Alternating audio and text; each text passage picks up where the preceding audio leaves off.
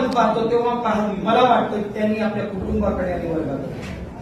आज कुटुंबामध्ये काय झालंय, आज आपल्या या मोबाईलमुळे आपल्या एकमेकांचा संवाद फार मोठ्या प्रमाणात होतो.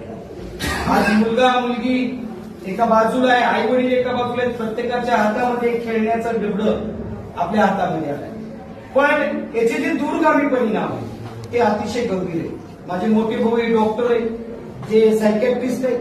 त्यांनी सांगितले की याच्या भारत देशामध्ये येणारा काळ हा मतिमंदत्वाचा काळ येणार. म्हणजे हे असं का, तर की याचं रिसर्च चालू आहे म्हणजे प्रकाश.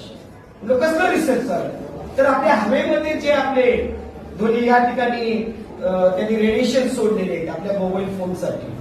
हे रेडिएशन आपल्या मज्जातंतूवर फार मोठा आघात करणार. आज आपण पाहतो की नेपाळमध्ये जी क्रांती झाली, आज नेपाळची सत्ता उलटवली गेली.